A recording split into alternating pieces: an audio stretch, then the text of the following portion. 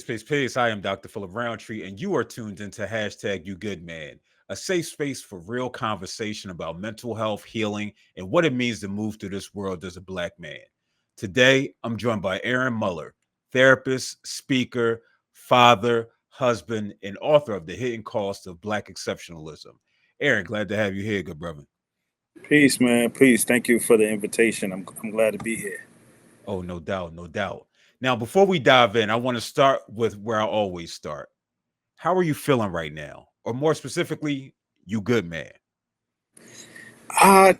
So I'm feeling a great space. A little anxiety. I'm in the doctoral program, so that you know how that goes. Congrats, congrats. Thank you. So that has me, in a variety of ways. But I'm pushing through. I'm pushing through. So just navigating that, coupled with all those other titles that you said. So just doing all of that at one time. Word. So what I'll say is, and I don't know if this might scare you or it might encourage you. I don't know. But when I started my doctoral program, I had a little bit of hair left. You know Oh, what I mean? And then by the end of it, it was like, all right, I need to come on home. Let me come. oh, The wow. edges wasn't edging, and so it was just like, all right, let me come on home. But no, I, for sure, I salute can to you, imagine. man. I know that journey and navigating all that you're navigating it can be trying at times, may have you questioning, should I be doing this? The answer is always yes. What I tell folk when it comes to doctoral programs, it's a war of attrition. Right? It's Yeah, not about you not having the knowledge. You got the knowledge, you got the experience. It's that new addition. Can you stand the rain? yeah, That's absolutely. all it is. For Agreed, sure. agreed. For sure. No, I So appreciate with that being oh, no doubt. With that being said, you become known as the Black therapist. What pushed you to bring that work into a public space, especially for brothers? So I didn't see us. Back I graduated social work school back in 2012. I did not see us being a part of conversations. I knew that we were hurt in silence in the classrooms. I didn't see. I'm like, well, I'm the only male in this classroom, right? So I'm like, there's something has to be done about this, and recognizing that we black men we go through so much. I'm like, how are we not represented in social work? How are we not represented in the helping field? So I said, you know what? I got to do something. And I said, since I graduated, I got to get to that next level. Word, and I love to hear your kids in the background. That's what this is, man. This is a family conversation, right? So it's a beautiful thing to hear the laughter, and your daughter gets to watch daddy do work, Yeah, right? And more so, not even necessarily. Matter of fact, let's switch that. Not even do work. She gets to watch daddy have an impact, right? absolutely. And have an impact on black folk. And I know we might get frustrated when it's like, oh, baby, shh. No. She's watching daddy lead. Yeah, You know what I mean? and mommy too, and mommy too, And because no doubt. Yeah. We can't leave mommy out. We because definitely she's a psychologist too. So we both at one time. I'm in one room, she's in the other, doing sessions. You know what I'm saying? They call it session mom and dad, and and they're here. That's one thing that we could afford the opportunity to work from home, and they could sit so they know all things they know about life matters. That's our practice. So that's all they know. yeah. And just bringing up what you didn't see during your schooling and Right. once you got in your professional career, right? Is leadership, Yeah. right? And seeing Absolutely. us in spaces pushing back against that white supremacist narrative about how black folk are and all the things our experiences and how that may have negatively impacted, which no doubt the trauma has, but it's so important for us to be seen as leaders as well. And I think that's what you're doing in your work. Yeah, absolutely. That's definitely what my intention was, and that's where the Black Therapist name came from. I wanted something that really resonate with people, and feel like, wow, the Black Therapist, because you didn't really see that, right? Especially a black male. So I wanted something that would really stand out, and just to lead the charge, right? And that's so many things that I've done throughout the years is things I didn't see, right? So I wanted to create that. Yeah. I mean, you're taking that something that often feels so private for us and making it visible and making it accessible. So again, I want to show love and appreciation just for you and the work that you do and the work that your wife does as Thank well. you, appreciate it. For sure, for sure. So with that being said, what's the one thing you think traditional therapy still misses when it comes to black men? So, you can't talk about mental illness. You can't talk about healing without talking about oppression, without talking about systemic racism, about talking about hypermasculinity, about talking about generational trauma. So we have to incorporate that into our traditional therapy. But that it could often feel like a vacuum, but we have to be inclusive and include all of that. If we don't, we're neglecting the very essence of what Black men needs, and that's something that I'm focusing on with my dissertation, which is going to be something about culture adaptive interventions for Black men, and recognizing that it's not just traditional therapy practices alone, but it's other cultural pieces that's important that we need to include. Word. It's needed. Trust me, it's needed. As I was doing my dissertation, which is also on Black boys and Black men, when you go to the literature, because it ain't us.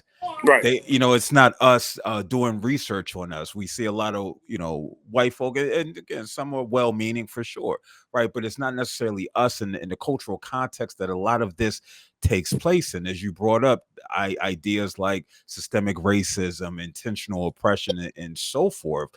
This these conversations must be happening if we're talking about engaging with Black boys and Black men specifically, because we know they're not showing up in the textbook, but we know that they're real.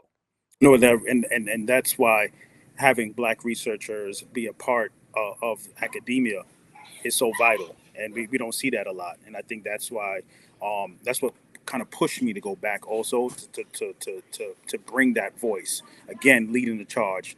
And there are people out there, but we need more. We need more. We need more voices in the research to bring that relevant data, right? To bring that to the work that we're doing, right? We see the push about Black men going to therapy, right? I trademark Black Kingsley therapy too, but if we don't have kind of the interventions and strategies in place and to address that, then it's kind of just okay, well, going to therapy, but then what, right? So when I recognize that, then what, it's like, okay, I need to go a step further, right? We need more cultural interventions and looking at other ways that we could get brothers into therapy and retain, because I'm looking at research on the retention and engagement of Black men in therapy, because that therapeutic rapport is so important. So it's not just enough just to get them in there, but we got to get them to stay and be Yeah. consistent with therapy.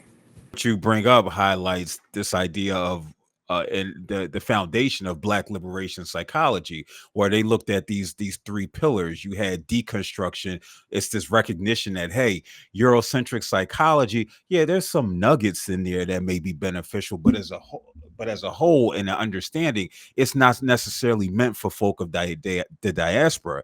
And then this reconstruction aspect. Okay, you know what? We need to go and figure out what it means to have this higher level of self-consciousness as Black folk.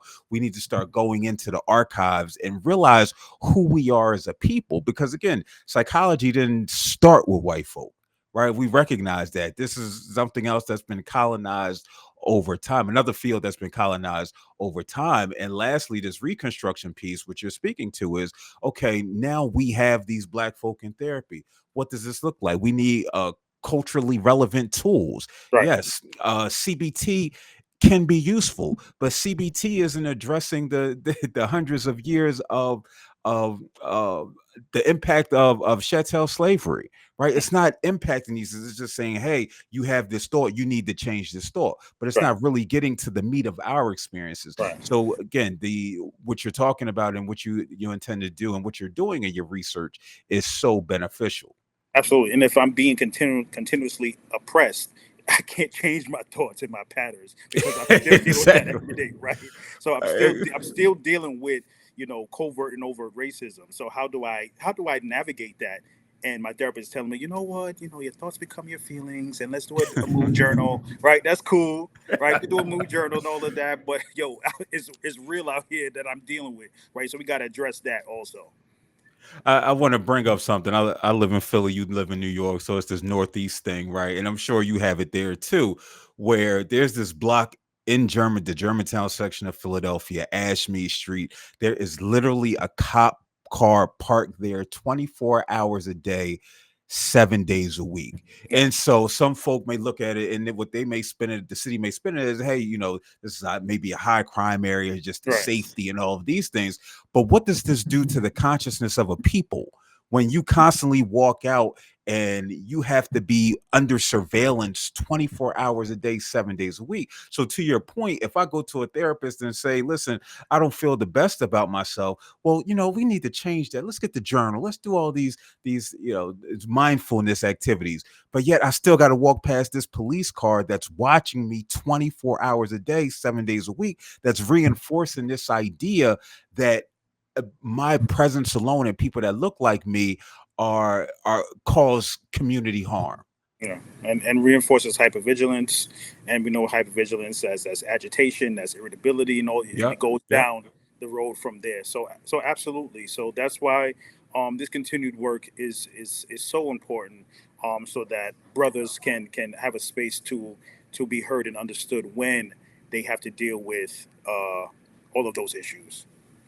Exactly, exactly. So you're a husband, a father, a business owner. You wear fitted hats. Even I thought it was a Yankees hat. I was going to say, No, no, yeah. no. All right, but it's not. All right, I wasn't No, sure because I know this my homie brand, Gildia Brothers and Briefcases. So got to represent it. This is about black elevating black and brown voices of men. So this is a for dope. sure. Say it one more time. This is Brothers and Briefcases by Gildia Lopez. Yeah, Okay. I always rock this, and she has a class every year elevating the voices of black men in different areas, and black and brown men in different areas of whatever lawyers, doctors, therapists, everybody. And the reason why I had you say it again is because it's important that we highlight folk who care about black men in a Definitely world in got a to. world where you could scroll and see black men being harmed, you could see vitriol, you could see so much when it comes to black men. We must continuously highlight folk who This is care a and sister, love on black right? And men. this is a sister that's doing that, right? So definitely, thank you, No appreciate. doubt. No doubt. So again, I'll start over. You're a husband, a father, a business owner. What's something you've had to unlearn to show up fully in those roles? Wow. So definitely boundaries, because I'm the type of dude like, oh, you need that? Okay, let me do it real quick. Like I was talking to my mom this morning, like my sister needed something, and she was like, okay, when you have a chance, and like I did it immediately, right? And she was like, she said, I don't know how you do it, and that's kind of like how I am. And it's a benefit, but sometimes it could be overwhelming trying to do everything at one time, right? So I think learning that I could say, okay, I'll do a little bit later, or learning that I can't say yes to every engagement or every opportunity that comes. So just learn, like, I really want to be there, really want to support people, really want to elevate, mental health in our community, but also recognizing that there's times where I do need to pause, right? Being intentional about taking pauses and things like that. So I had to learn that I can't attend every event. I can't say yes to everything. And I can't say, well, I can't right now, but I'll do it in a few. Or I can't come to your event, but I could support with a donation. You know what I'm saying? So learning that, right? And not having that guilt that, man, I didn't show up, or, I didn't do it right away and things like that. So I had to learn that um, the hard way. Yeah, that's important, right? That's important because when we talk about boundaries, we're talking about peace. So, Yes. with that being said, what comes up for you in the event where somebody reaches out and say, I'm about to call you, we'll call you Dr. Muller, right? Because we're speaking it into existence. It's just a formality. So if they like Arron Muller, Dr. Muller, can you speak at our event? Can you help me with such and such? What comes up for you when you say you can't? It's like being a disappointment, right? So I Mhm. look at it this way. This person reached out to me and asked me, right? So clearly they find value in me, right? And it's hurtful when you can't, right? So that's my stuff, right? But because it's not. I don't know if it's people pleasing. I don't think it is. It's just like I like to help. I think that's what kind of, I'm, God fearing guy. So I think God, not think He put me in this position, because outside of this, I'm not a talkative person. I'm a pretty chill, quiet person. So to be elevated to this level that I am and speaking all the other stuff, it can't be me. It has to be the God that put me in this position, right? So I don't take that lightly when I'm asked to do things, right? So I think that's where, I feel bad, honestly feel bad. But I had to unlearn that, and that there's certain things that I can do and certain things I can't do, and I can't allow myself to feel bad about that, right? Because ultimately I have to make sure that I'm well. And if I'm doing so many different things, I really can't do it. right? So it's not like I'm just chilling, laying down all the time. It's like I'm doing other things, or I'm actually resting, right? And I think that's also valuable. That I have to recognize that I do have to rest. Yeah. Yeah. And the reason why I wanted you to articulate the feelings related to that is because so often so many brothers find ourselves in this space where we have to be John Henry, where we Yeah, have to do it all. right. And we ignore how we're feeling about it. We ignore the rest. We ignore even just not wanting to do it because that's good enough too. But especially when when your life's work is centers community, it Yeah, can be extremely difficult to say no. And so by you putting voice to that, I think that'll free a lot of people up who may be watching this to say, yeah, yeah, I may feel bad because both things can be true. both things could be true. You can feel bad, but also recognize that this may be momentary, but also I need to rest and recoup and recover because I need to be here for the long haul too. Absolutely right. And I think oftentimes we identify uh, what we do or things as part of our self worth and as part of as Mhm. being a man, and recognizing that it's not just the things that we do, right? That's is more than that, right? We don't have to constantly. Doesn't have to be transactional. It doesn't have to be tasks that you do in order to say that I'm showing up as a husband, I'm showing up as a father, I'm showing up as a dad, right? As a son, right? It's not just tasks that you do, but it's also just emotional things, being present, being able to listen, right? So I think those also recognizing that it doesn't have to be task oriented all the time. Yeah. Yeah, yeah. And just to recap, like that unlearning can open up space for peace, right? But we know that it's not easy. And so with your ebook really spoke to that, the hidden cost of black exceptionalism. First, what inspired you to write it and who did you write it for? Wow. So I wrote it for the black man that uh celebrated for being a strong one, right? But he's like quietly falling apart, right? I've experienced that, right? It's put into language that exhaustion, right? Just overwhelming exhaustion. You accomplish all of these goals, but constantly you're the example for people, this high functioning, high achieving, but then you just feel like tired, right? So I wrote that specifically for that those men. There's a workbook there, things that you could write down, just to find space and find voice that black excellence, right, doesn't mean that you have to exhaust yourself, and finding peace Mm, in that, not finding guilt, like how I talked about that guilt, right, but just finding that balance in all that you do, right, and that desire to overachieve, right, and sometimes that overachievement comes from being in the space of trauma, whether it's poverty or whatever, right? So he's like, I'm gonna show you, I'm gonna do this, right? But then it becomes exhaustion because you're just pushing, pushing, pushing, and going, and not taking time to pause. And I find the black men I've been working with, been working with them on finding the space to pause without guilt. That you can be mhm. intentional about, this is my time off. If and sometimes you need to schedule it. And I said we'll work with you with that. Like, put it in your calendar. I'm not doing anything between these hours. Sometimes we have to start with that. It may seem silly, but we have to start with scheduling that time, and then it becomes natural over time. But that's where the hidden cost of black exceptionalism came from. Those men, and sisters too. Our sisters purchased the book and found it very, very valuable, just in terms of taking time to pause and always having to be the strong one, and it's just so exhausting. Yeah. Yeah. Our day-to-day doesn't necessarily make room for us to pause, for us to reset. That's not how capitalism works. Right. Right? And so our commodity that we offer capitalism is our bodies, right? Is our minds. And so it's going to take as much as it can. It's going to extract as much as it can out of us unless you're intentional and you say, "Hey, hold up, you know what? I'm using my sick days. I'm using my personal time. Why? Because you know what? I ain't coming. I just don't want to." Again, without the guilt associated with it, right? So you have to, and we have to put our wellness at the forefront because we realize these companies do not love us. These No. businesses do not love us. They will extract as much as they can. Can it become difficult when we're talking about navigating familial relationships and so forth? For sure. Right. Because when you're a father, when you're a husband, when you're a partner, et cetera, you may be asked more, right? Yeah. More may be required of you, but it should never come at the expense of your survival and you being able to live. Yeah, and recognizing that those moments too, because I think where things occur or things happen, whether it be medically, right, or people kind of blow up, is because they've reached their breaking point and then recognize it. So I think also having a thermometer and recognizing like, well, I'm feeling overwhelmed. I think it's time that I need to do this X, Y, and Z to take care of myself. People own businesses and things like that. So I work with business owners, thought leaders, and things like that. So they have a lot going on. So it's hard to just say no to everything, but recognizing those moments where, okay, I'm gonna take a break today, or I'm gonna take a day off and actually do something that I enjoy, and not finding guilt in doing those things. So just find that we're not taking care of our health. I know that you don't play with the gym, so like being intentional about those things and how important that is. Word, word.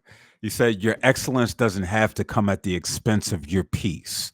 That's heavy. And with that being said, because we've been talking, I don't want to say abstractly, but we've been talking about others. But what does that look like for you right now? Right now is finding moments of stillness, like whether it be driving in the car with no music on. Like I found solace in that, right? Whether it be taking a break in between sessions, right? Not scheduling things so tight. Been saying accommodating, saying like, I can't attend that event, and maybe next year I could attend. So actually, like being intentional about my schedule. So things Mhm. like that has really been monumental.